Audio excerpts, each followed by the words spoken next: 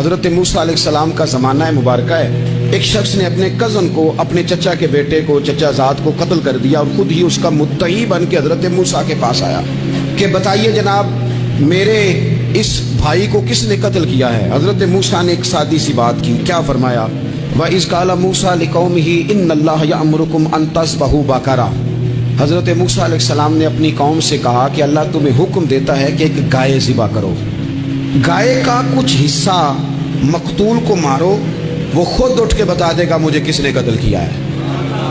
یہ پہلا سپارہ ہے قرآن مجید کا، آپ اس کو دیکھ لیں، یہ آیت نمبر 67 سے شروع ہو رہا ہے۔ تو اب وہ چونکہ ذبح کرنا نہیں چاہ رہا تھا، اس کو پتا تھا کہ مجرم تو میں خود ہوں، وہ ذبح چونکہ کرنا نہیں چاہ رہا تھا، اس سے کہا کہ مارو ایک حصہ گائے کا، اس کو تو یہ اٹھ کے بتا دے گا۔ تو اس نے جواب کیا دیا؟ قالوا اتتخذون ہزوا، یعنی لگا آپ میرے ساتھ مذاق کرتے ہیں، کبھی ایسا بھی ہوا ہے؟ قال اعوذ باللہ ان اکون من الجاہلین، حضرت موسیٰ علیہ السلام فرمانے لگے میں اللہ کی پناہ مانگتا ہوں میں جاہلوں میں سے ہو جاؤں۔ ہر وقت مذاق کرتے رہنا یہ تو جاہلوں کا طریقہ ہے۔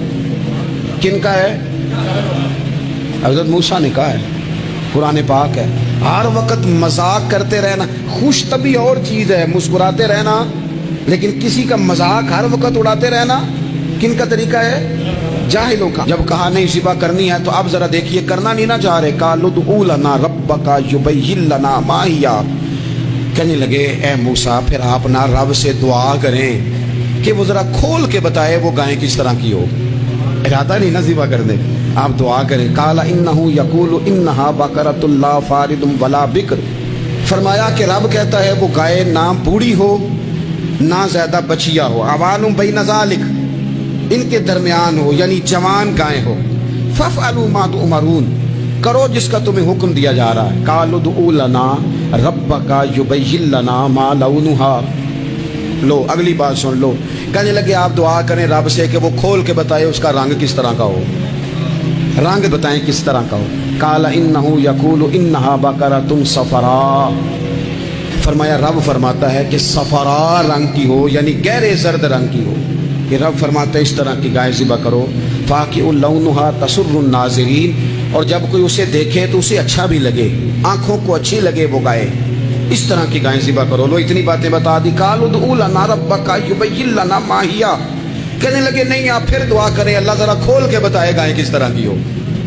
ان البقرہ تشابہ علینا، ہمیں ذرا گائیں پر شبہ پڑ گیا ہے کس طرح کی ذبح کرنی چاہیے۔ وَإِنَّا انشاءاللہ لمہتدون، اگر اللہ نے چاہا تو ضرور ہم ہدایت پا جائیں گے۔ پھر اللہ تعالیٰ نے فرمایا کہ قال انہ یقول انہا بقرۃ لا ذلول تثیر الارض، گائیں اس طرح کی ہو کہ وہ کبھی کھیتی میں نہ چلائی گئی ہو، یعنی اس کو کبھی کام نہ اس سے لیا گیا ہو۔ بیل کو لوگ لگاتے تھے نا، جو کام آج ٹریکٹر سے لیا جاتا ہے وہ گائے بیل سے لیا جاتا تھا، تو وہ کھیتی باڑی کے کام نہ اس کو لگایا گیا ہو، ولا تسقی الحرث، اور نہ اس سے پانی نکالا گیا ہو، نہ کھیت چلانے ہل چلانے میں لگائی گئی ہو، اور وہ جو کنواں ہوتا تھا جس کے گرد گائیں گھومتی تھی، تو کہا وہ بھی کام اس نے نہ کیا ہو گائے نے۔ مسلمۃ لا شیۃ فیہا، وہ ہر عیب سے پاک ہونی چاہیے۔ قالوا الآن جئت بالحق، اب کہنے لگے اب آپ صحیح بات لے کے آئیں، اب سوال ختم ہو گئے نا، کہنے لگے اب آپ بات فذبحوہا، انہوں نے ذبح کر دی۔ وما کادوا یفعلون، پر ایسا کرتے نظر آتے، لگتا نہیں تھا کریں گے ذبح پر ذبح۔ اچھا یہ گائیں پھر ملی کیسے؟ امام خازن کہتے ہیں کہ ایک نیک آدمی تھا، تو اس کا آخری وقت آ گیا، تو اس کے پاس جو کل جمع پونجی تھی وہ ایک بچیا تھی، گائیں کی بچیا ویڑی، اس کے پاس وہ ایک بچیا تھی صرف۔ تو اس نے اس طرح کیا کہ اس کی گردن پر ایک مہر لگائی، اللہ کے نام پر بطور امانت اس نے اس کو جنگل میں چھوڑا، کہا یا اللہ میرا بیٹا ایک ہی ہے وہ بھی چھوٹا ہے، اس کی حفاظت کرنا اور میرے بیٹے کو پہنچا دینا۔ بچہ بالغ ہو گیا، اس کی ماں نے کہا بیٹا جو امانتیں رب کے پاس رکھوائی جائیں نا ان میں خیانتیں نہیں ہوا کرتی، جا کے جنگل میں آواز دے تیری گائے واپس آ جائے گی۔ اس نے جا کے جنگل میں آواز دی کہ وہ جو میرے باپ نے امانت رکھوائی تھی وہ کدھر ہے؟ وہ نشان لگی ہوئی گائیں دوڑتی ہوئی اس کے پاس آئی۔ واللہ خیر الرازقین، جب رب بندوبست کرے، جب اللہ بندوبست کرے تو پھر معاملہ اور ہوتا ہے۔ وہ گائے آ گئی، اب اس نے کیا کیا اس نوجوان نے کہ وہ گائے گھر لایا، ماں سے آ کے کہا کہ اماں یہ تو اللہ نے فضل کر دیا۔ ماں کہنے لگی پتر حالات ہمارے خراب ہیں، मंडी में ले जा, इसे बेच दे, लेकिन सौदा मेरी मर्जी के बगैर तय ना करना। किसकी मर्जी के बगैर? किसकी?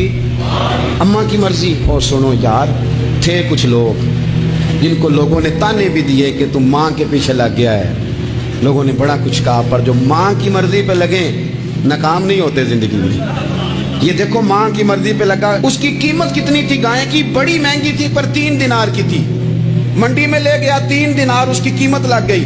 तो माँ ने कहा था मेरी मर्जी के बगैर सौदा ना करना।